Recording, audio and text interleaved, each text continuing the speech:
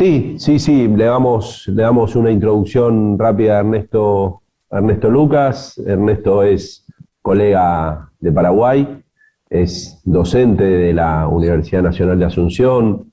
Tuve el privilegio y el orgullo y el placer de estar con ellos allá recorriendo la universidad, recorriendo el Hospital de Clínicas, que hoy, bueno, Ernesto también es un referente, y después la vamos a tener a Silvia Cuevas más adelante también, de aquellos pagos. Y la verdad, bueno, y como siempre es un placer porque, bueno, ya desde hace unos años atrás hemos generado un convenio entre ambas universidades, entre la Universidad de Buenos Aires y la Universidad Nacional de Asunción, donde generamos este acercamiento permanente, no solo a nivel de posgrado, sino también de grado. Bueno, estos años por la pandemia no, pero habitualmente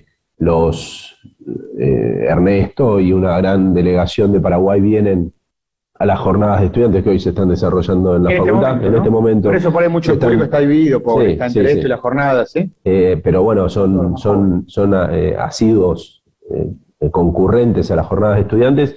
Y bueno, y ahí tenemos con Ernesto un proyecto para el año que viene, a ver si podemos ir con un grupo de alumnos a unas jornadas que hagan ellos en Paraguay. Así que es un lindo desafío, lo estuvimos charlando el otro día y me parece que bueno, será para sentarnos y ver si podemos viajar a Paraguay con una delegación de alumnos. Sin más preámbulos, le damos paso a Ernesto. Sí, a ver si está para empezar. Muchísimas gracias, Ernesto. Bienvenido. En noviembre de 2021, antes de comenzar, quiero agradecer muchísimo a Marcelo y a Pablo por la posibilidad de estar hoy con ustedes a través de la distancia y compartiendo un tema muy interesante que nos toca ver muchísimo en el consultorio, en nuestra práctica clínica diaria, que es la lumbalgia, probablemente una gran incomprendida. Me presento, soy el licenciado Ernesto Lucas, licenciado en Kinesiología y Fisioterapia, egresado de la Universidad Nacional de Asunción de la Facultad de Ciencias Médicas de la UNA de Paraguay. Actualmente me desempeño como docente en la carrera de kinesiología de la UNA, en la cátedra de fisiología, cátedra de biomecánica y la cátedra de kinefilaxia. Y también me toca la gran responsabilidad de ser el jefe de departamento asistencial de todo el hospital de clínicas. También estamos desarrollando un concepto nuevo que es el Centro Medicinal Deporte, otro gran desafío que estamos afrontando. También trabajando desde la Asociación de Kinesiólogos del Deporte del Paraguay y hoy en un emprendimiento privado muy importante que vamos a tratar de aplicar todo nuestro conocimiento que se conoce como Grupo TOR. TOR es Traumatología, Ortopedia y Rehabilitación. Así que muchas gracias nuevamente, Pablo, Marcelo, y un gran abrazo a todos los colegas que están del otro lado. Y voy a tratar de presentar la lumbalgia desde el punto de vista epidemiológico, desde el punto de vista cuál es la situación hoy de la lumbalgia, porque así como dice el título, la lumbalgia es una gran incomprendida, al punto que la lumbalgia todavía no tiene DNI, sería para la Argentina, y cédula de identidad sería para nosotros acá en Paraguay. La lumbalgia es tan incomprendida que ni siquiera tiene identidad, no tiene pasaporte, no tiene fecha de nacimiento todavía. La algia lumbar es tan inespecífica que ni siquiera tiene un nombre, no fue bautizado siquiera. Así que vamos a tratar de poner en perspectiva la lumbalgia desde la información que podemos acceder hoy, ¿verdad? Bueno, fíjense, si metemos en una licuadora todas las patologías del mundo y después pintamos el mapa mundi con relación a las más frecuentes, fíjense que la lumbalgia va a estar pintada de rojo, las fracturas van a estar pintadas de naranja y así, ¿verdad? Fíjense cómo la incidencia a nivel mundial de la lumbalgia es enorme, ¿verdad? Y es probablemente la lumbalgia una epidemia silenciosa, ¿verdad? Si analizamos desde el punto de vista de las causas, fíjense, el dolor osteomuscular es un espectro altísimo. En este gráfico vemos millón de personas versus la franja etaria. Y fíjense, tercera, cuarta, sexta década de la vida y la incidencia de los dolores musculoesqueléticos como probable causa, ¿verdad? Entonces ahí tenemos más o menos una perspectiva del punto de vista epidemiológico geográfico y del punto de vista de las causas, ¿verdad? Fíjense acá también, no podemos dejar de mencionar esta información muy nueva que nos toca vivir ahora. A todos nos revolucionó, nos cambió el espectro de nuestro manejo, que es este tema de la pandemia. Acá le pongo la información más nueva que pude encontrar. Y fíjense que el dolor lumbar es otro síntoma muy común en los post-COVID, ¿verdad? Y su incidencia puede llegar hasta 1/3 de estos pacientes. Así que no podemos dejar de considerar este como un factor a la hora de hacer la anamnesis, a la hora de encarar este tipo de pacientes, ¿verdad? Fíjense acá algunos datos muy interesantes que nos van a posicionar mejor en esta patología, que más del 80% de los adultos va a experimentar dolor en la espalda baja en algún momento de sus vidas. Existen trabajos también que mencionan diciendo que todos los seres humanos tendrán al menos un episodio de dolor lumbar en sus vidas, así que la incidencia que nos toca ver, por supuesto, es altísima, ¿verdad? También, fíjense, la incidencia más alta de la franja etaria se da en la tercera década de la vida y va subiendo hasta la sexta década de la vida, en donde baja esa incidencia a nivel epidemiológico, ¿verdad? No hay diferencia entre los sexos, no respeta sexos, está entre la tercera y sexta década de la vida y no hay una preferencia entre hombres y mujeres. Fíjense acá también, la razón traumatológica principal de la consulta está relacionada con los síntomas. El paciente viene por dolor y deja de venir a la consulta por dolor, así que eso es algo que tampoco no podemos dejar de mencionar. Y fíjense también acá, este es un dato súper importante, la lumbalgia es la causa más común de discapacidad laboral traumatológica en el mundo. Si ponemos en la balanza cuáles son las causas traumatológicas que hacen que la gente deje de ir a trabajar, la lumbalgia está en el número 1. Así que es un aspecto que no podemos dejar de considerar. También, fíjense que si ponemos en la balanza los dos tipos de lumbalgia clasificados según el tiempo de duración de la patología, solamente el 10% son las lumbalgias crónicas, que probablemente son las lumbalgias que nos llegan al consultorio. No sé hasta qué punto las agudas, al menos por lo menos dentro del sistema hospitalario que a mí me toca lidiar todos los días, las lumbalgias agudas son muy poco frecuentes, pero sí las crónicas. Pero las crónicas ocupan el 10% de todo el espectro de esta patología. Dato interesante, ¿verdad? Fíjense acá seguimos con los números. 80% de los pacientes que tienen lumbalgia vuelven a trabajar a los 3 meses, sea cual sea el tratamiento que hagan. 80% de las lumbalgias están relacionadas a patologías discales, pero nosotros también sabemos que el volumen o la severidad de la patología discal no está relacionada con la lumbalgia o no está relacionado con el dolor, ¿verdad? Así que ese es un tema también a discutir, que podemos estar mencionando también al final. Un tercio de los pacientes tienen reincidencia en ausencias laborales. Eso es gravísimo, súper grave, ¿verdad? Porque del 100%, 1/3 reincide en la ausencia y ese 1/3 llega inclusive a perder su trabajo por causa de la lumbalgia. Así que no es un tema menor, no es un tema que hay que dejar pasar. Y fíjense que el 90% de las lumbalgias, 90% de las veces, es benigno. Eso también hay que explicarle al paciente porque hay como muchos mitos y leyendas alrededor de esta patología, que se van a quedar sin caminar, que el disco le aprieta el nervio, entonces eso le va a dejar parapléjico. Entonces hay como muchos fantasmas, ¿verdad? Así que fíjense que los números son muy grandes, son muy crudos. Así que yo quería presentar la lumbalgia de ese punto de vista, desde el punto de vista de la situación actual, a esta gran incomprendida que es la lumbalgia, y no tanto decirles a ustedes qué tienen que hacer o qué técnicas, o eso ya lo verán en otro tipo de cursos, ¿verdad? Pero básicamente quería mostrarles de ese punto de vista, ¿verdad? Fíjense acá, del 100% de las lumbalgias, 97 tienen que ver de origen mecánico y 1% no mecánico y 2% con dolores referidos, ¿verdad? Y fíjense acá, del 97%, el 70% tiene que ver con, otra vez, el músculo, ¿verdad? Así que tener muy clara la película y que ustedes puedan salir de esta clase con los números muy claros, con el espectro de la patología que es muy fuerte, numéricamente es muy fuerte en muchos aspectos. Ese básicamente es el objetivo de la clase, ¿verdad? Fíjense acá, cuando un paciente viene al consultorio, yo siempre le digo, le pregunto al paciente, ¿para qué venís al consultorio o qué esperás de la kinesiología? Eso es un detalle muy importante que siempre tienen que preguntarle. Les aconsejo que pregunten eso, ¿qué esperás de la kinesiología, ¿verdad? Y la mayoría te dice que me deje de doler, ¿verdad? Y yo siempre le digo, el objetivo para el cual vos venís a la rehabilitación no es para que te deje de doler.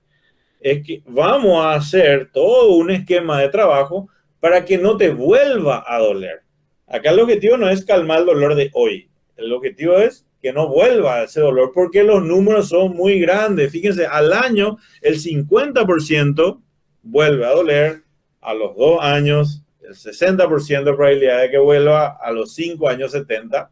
Así que los datos son muy fuertes, ¿verdad? Por eso nosotros no podemos plantear una terapia pasiva, una terapia de electrodos, una terapia solamente de eliminar el dolor, porque ya vimos anteriormente que el 90% de las lumbalgias se autorresuelven, sean cual sea el tratamiento.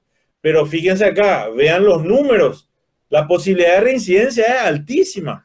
Entonces lo que tenemos que tratar de ver es tratar de encontrar los factores que están generando esa lumbalgia para evitar que vuelva. Acá la clave es disminuir la recurrencia, no hacer un tratamiento del dolor.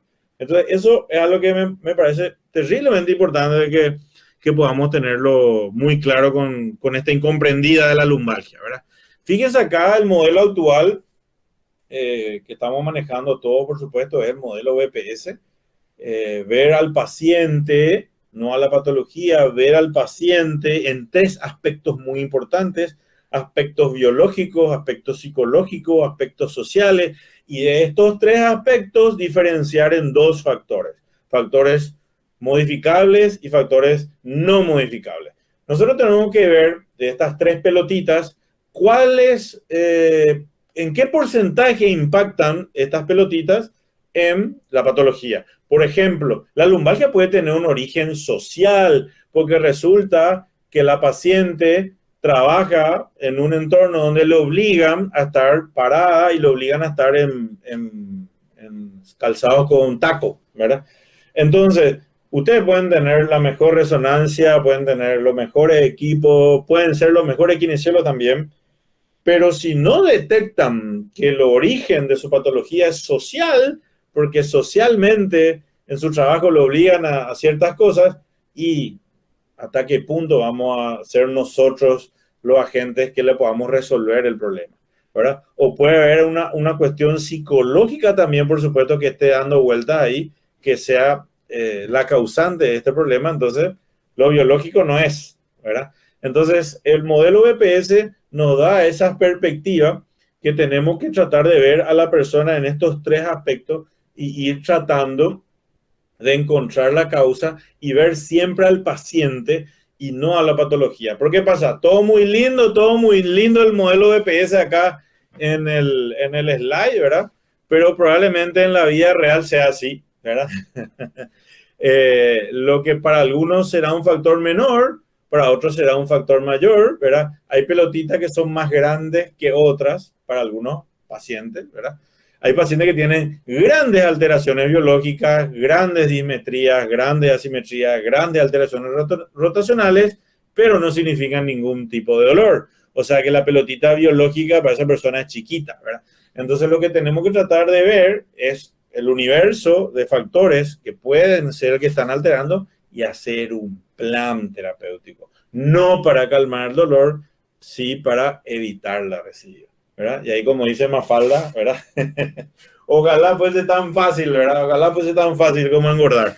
Es en realidad un poquito más complejo, pero les muestro el modelo, ¿verdad? Fíjense acá la clasificación, una clasificación muy interesante que probablemente le va a generar más dudas que respuestas, pero esta es la clasificación de la lumbalgia. Esta es hoy la lumbalgia, ¿verdad? 80% de las lumbalgias son inespecíficas. ¿Qué quiere decir eso? Que nunca vamos a saber, en un 80% de las veces, de cada 10 pacientes, en 8, nunca vamos a saber por qué le duele. Tengan los estudios que tengan, resonancia, radiografía, lo que sea, no van a llegar a la causa. En un 20% vamos a tener específicas, y fíjense de vuelta, dentro de ese 20, el 80 están relacionadas a patologías discales. Pero ¿qué pasa con las patologías discales? El 90 de las discales se autorresuelven a los 6 meses. Se autorresuelven a los 6 meses. Entonces, no es que no haya respuesta con relación a la lumbalgia. Esta es la respuesta de la lumbalgia. Esta es la lumbalgia hoy. 80% no se sabe, y se le pone un rótulo, es inespecífico. En 20 sí se sabe, que en 80 están relacionados a hernia, pero la hernia se autorresuelve. Entonces, la respuesta es, esta es la respuesta. No es que no hay respuesta, la respuesta es esta. Esta es la radiografía de la lumbalgia, y qué es lo que estamos tratando, ¿verdad? ¿Qué tengo? Tengo lumbalgia, ¿y qué es eso? Y no sé, hay mucho todavía para responder, pero sepan con seguridad que esa es la respuesta. Bueno, entonces, como hay muchos mitos y leyendas dando vuelta por ahí, le llamamos a nuestros amigos cazadores de mitos para tratar de desmitificar o no algunos aspectos que siempre andan dando vuelta por ahí, y elegí algunos tópicos que me parece que son importantes de mencionar. Estiramiento muscular, postura, simetría, ejercicio correctivo, ejercicio del core o reposo, ¿verdad? Vamos a ir viendo brevemente un pantallazo con relación a estos aspectos, ¿verdad? Fíjense acá, la imagen de la izquierda, hay 3 personas que están haciendo estiramiento muscular, y fíjense la foto de abajo, la maniobra de la CE, ¿verdad? Saben ya que la maniobra de la CE es una maniobra provocativa, ¿verdad? Que evalúa al nervio más grande del cuerpo. Entonces, fíjense, ¿no les parece que estas personas que están ahí en la foto están haciendo un estiramiento neural y no muscular? Y están comprometiendo el nervio más grande del cuerpo, ¿verdad? Entonces, fíjense, ojalá la fisioterapia fuese tan simple como músculo acortado del hongo, músculo debilitado fortalezco, ¿verdad? Ojalá fuese tan simple así, ¿verdad? Mencionar que el acortamiento muscular es una respuesta a algo, no es la causa del problema, es una consecuencia, ¿verdad? Entonces lo que tendríamos que tratar de ver es por qué, en este caso, esa cadena posterior estaba cortada y no sencillamente elongar lo acortado, ¿verdad? Tendríamos que ver un poquito más en general y tratar de ir viendo cuál es la mejor estrategia, ¿verdad? Entonces, probablemente, donde tenemos ya una patología lumbar, donde probablemente haya un comprometimiento del ciático, lo peor que podemos hacer es una maniobra de la C descontrolada, ¿verdad? No le estamos dando estiramiento estático, le estamos dando una maniobra, la C a repetición, ¿verdad? Estamos solicitando el nervio de manera innecesaria, ¿verdad? Así que mucho cuidado con este tipo de cosas. No es tan simple como músculo acortado se elonga y ya, ¿verdad? Así que la recomendación es no hacer este tipo de estrategias, no solamente por el ciático, no, sino que sencillamente en general la recomendación es no hacerlo. Buscaremos otro tipo de estrategias, ¿verdad?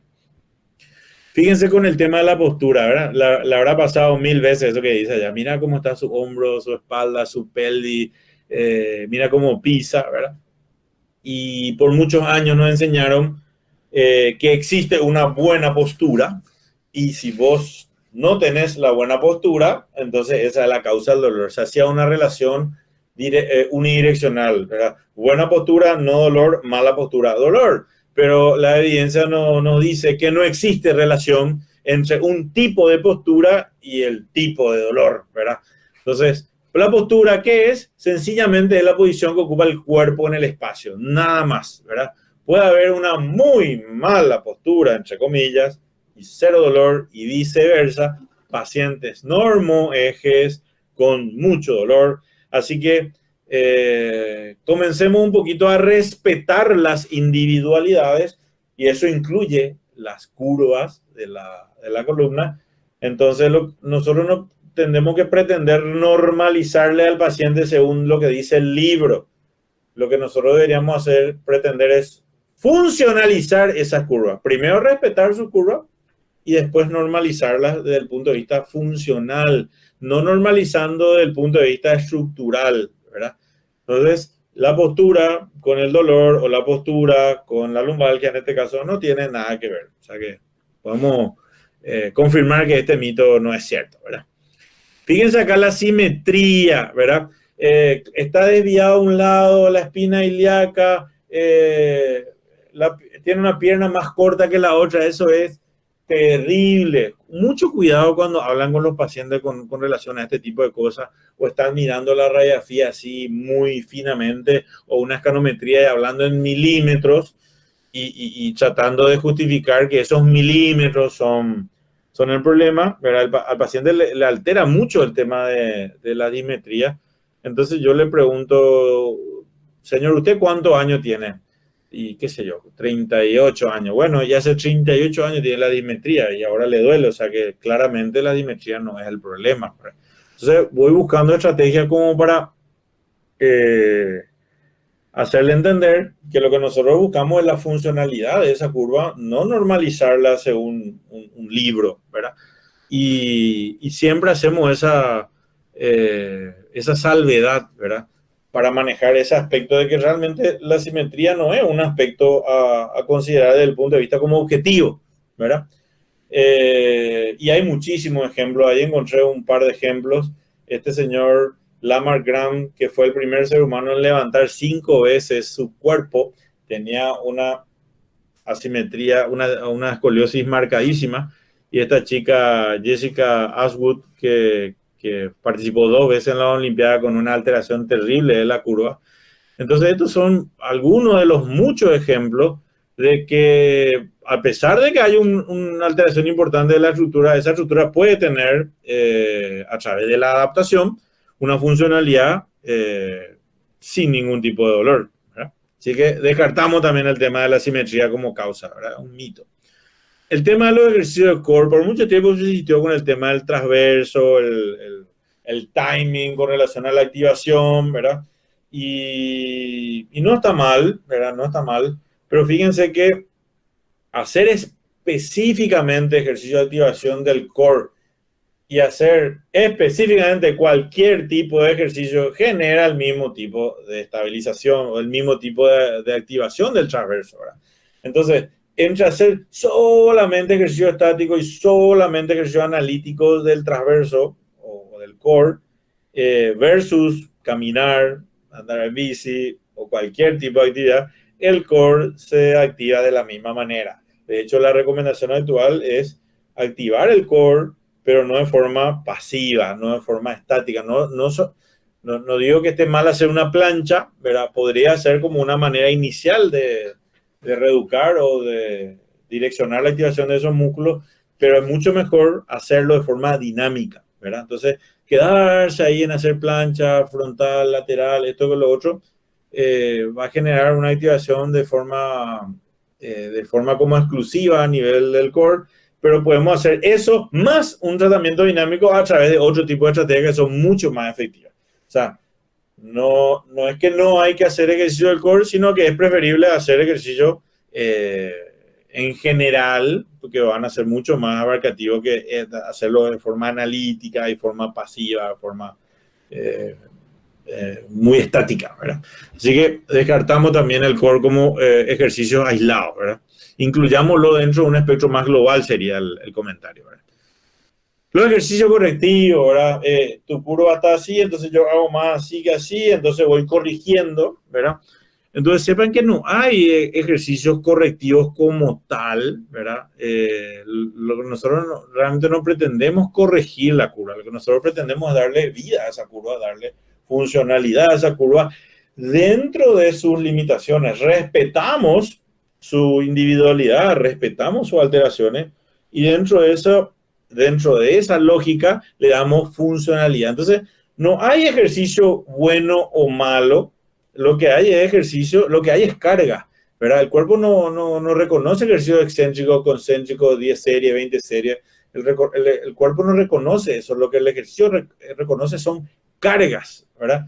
Entonces, los ejercicios en general son tan buenos que son altamente inespecíficos, ¿verdad? Entonces, lo que tenemos que hacer es basar nuestra terapia en ejercicios dinámicos. Nuestra terapia de rehabilitación tiene que ser dinámica, no estática, de electrodo, de camilla, ¿verdad? Entonces, es tan bueno el ejercicio que lo que ustedes consideren dentro del dinamismo en general siempre va a estar bien, ¿verdad? Llámenle pileta, llámenle pilates, llámenle caminata, goma, pesita, lo que sea, muévanle a su paciente, por favor, muévanle, ¿verdad?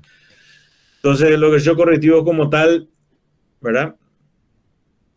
El reposo, do not rest, el reposo como estrategia, ese es el problema con el reposo. El reposo como estrategia está muy bueno para manejo del dolor. Me duele, no me muevo, me deja de doler. Pero ¿a qué precio? ¿A qué precio estoy haciendo esa terapia de reposo? Se paga un precio funcional muy alto después, ¿verdad?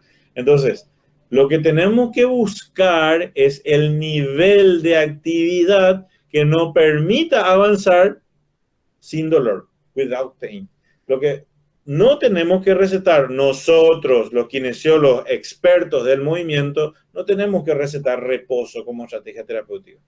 Tenemos que buscar la carga que le permita seguir sin dolor y reeducarle al paciente que él mismo reconozca esos límites y vaya avanzando. Entonces, el reposo totalmente descartado. Entonces, acá como resumen, el estiramiento estático como tal, en general, no, por favor, busquemos otras estrategias dinámicas, ejercicios de estabilización, ejercicio excéntrico. Hay muchas otras estrategias distintas que nos van a permitir ganar rango articular sin hacer estiramiento estático. Lo mismo que la postura, no existe una relación de postura con dolor, no existe una buena o mala postura, lo que existe es la ubicación del cuerpo en el espacio y eso hay que respetar en cada paciente y en base a eso avanzamos. La simetría no, nosotros no hacemos tratamientos estéticos, nosotros no buscamos simetría de la estructura, lo que nosotros buscamos es funcionalidad. Ejercicio del core o ejercicio correctivo en general, no es tan mal hacerlos, pero estaría bueno incorporarlo dentro de una dinámica, no ejercicio estático.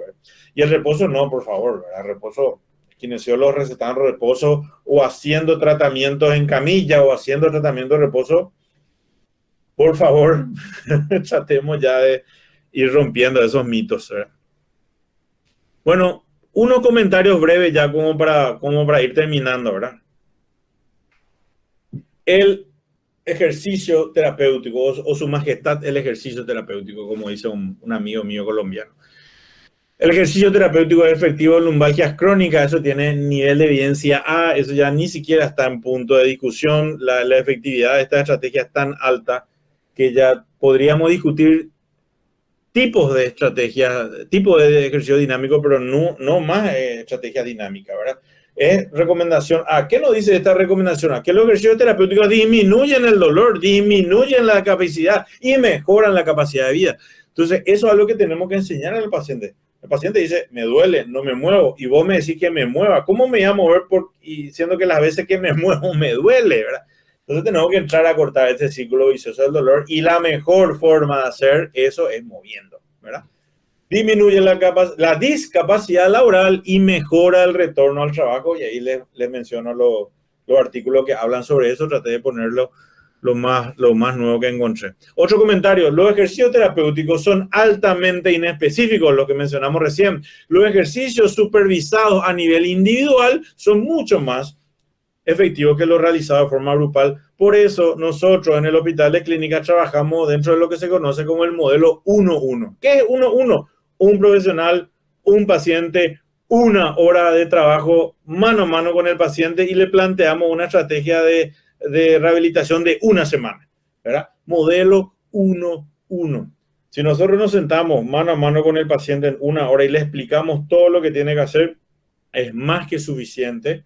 Los resultados son mucho más superiores. ocupamos mucho menos las camas y podemos tener la capacidad de hacerlo, de recibir a muchas más personas dentro de ese modelo 1-1, que no solamente hacemos en el hospital de clínica, sino que también dentro de nuestro grupo de trabajo lo llevamos también a la práctica privada. Es perfectamente aplicable este modelo. En las lumbalgias agudas y subagudas, los programas de educación son altísimamente efectivos. Lo que más van a escuchar últimamente en la guía clínica y en los tratamientos en general es education, education, education. En lumbalgias crónicas se deben enseñar los ejercicios adecuados y a mantenerse activos. Volvemos otra vez a education, education, education. Sentarse, dedicarle un tiempo dentro de la sesión a enseñarle la importancia de sentarse bien, la silla correcta, lo del colchón, cómo agacharse, todo eso hace a la enseñanza del paciente en su patología y los resultados son mucho mejores que cualquier equipo de fisioterapia que puedan considerar. La mala utilización de los recursos en esta patología, ya mencionamos el porcentaje de incidencia por millón de personas en esta patología, ya mencionamos también que es altísimo la causa de ausentismo laboral, es el mayor motivo de ausentismo laboral en el mundo, así que el consumo de recursos que genera el dolor lumbar sigue siendo muy alto en imagen, en fármacos y en rehabilitaciones altamente inefectivas, ¿verdad? Muchos tratamientos están sobreutilizados, especialmente los fármacos, específicamente los relajantes musculares, las tracciones se siguen haciendo, las ortesis se siguen indicando sin ningún tipo de soporte. Fíjense acá, las terapias sin evidencia, el frío, la ortesis, ultrasonido, campo, etcétera, etcétera, etcétera. Si van a utilizar este tipo de terapias, no se olviden de que existen dos principios, el principio de beneficencia y el principio de maleficencia. Si van a usar este tipo de estrategia, por lo menos no le dañen al paciente. Entonces, realmente a mí no me preocupa qué le haces a tu paciente, lo que sí me preocupa es qué no haces con tu paciente. Pueden utilizar este tipo de estrategia en algún que otro momento porque resulta que trabajan en un lugar donde hay muchos pacientes, entonces usan esta estrategia como distractores probablemente, pero si no le mueven al paciente y si la terapia dinámica no ocupa un porcentaje muy importante dentro de su plan de trabajo, las posibilidades de recidiva son altísimas, ¿verdad? Entonces, como resumen y ya terminando, podemos decir que en la lumbalgia aguda, en los picos, los AINESI son una muy buena opción, son una ventana de oportunidad para poder introducir los tratamientos dinámicos. No se olviden del do not rest, no dar reposo, por más que esté en fase aguda. El mejor analgésico siempre va a seguir siendo el movimiento, ¿verdad? Y por supuesto, education de vuelta aparece otra vez acá en el escenario, medidas de autocuidado, ¿verdad? Hasta que pase la crisis. Una vez que pase la crisis, entramos de vuelta con todo el protocolo de estabilización, fortalecimiento, etcétera, etcétera. En lumbalgias crónicas, el tratamiento multidisciplinario, tenemos que ir viendo de las causas, cuáles son, y si determinamos que cae dentro del 97% que son causas mecánicas, no va a haber mayormente problemas. Ejercicio terapéutico como principal punta de lanza dentro de nuestra estrategia de tratamiento, eso es nivel de evidencia A, ¿verdad? Y de vuelta a education, educar al paciente en su patología. Esas son las claves fundamentales para el manejo de esta patología, ¿verdad? Traté de englobar, traté de mencionar brevemente y rápidamente cómo estaría posicionado hoy la lumbalgia. Espero que le haya servido. Acá le dejo mi correo, estoy a las órdenes para responder cualquier tipo de duda a través del correo y también probablemente las preguntas que se generen después, ¿verdad? Y le dejo ahí unos memes para hacer un poquito divertido y para tratar un poquito de amenizar a esta gran incomprendida que nos toca lidiar con ella casi a diario, ¿verdad? Así que traté de enfocar desde ese punto de vista general. Y bueno, agradecer una vez más por el espacio a Pablo y a Marcelo, ¿verdad? Así que un gran saludo desde Paraguay. Muchas gracias.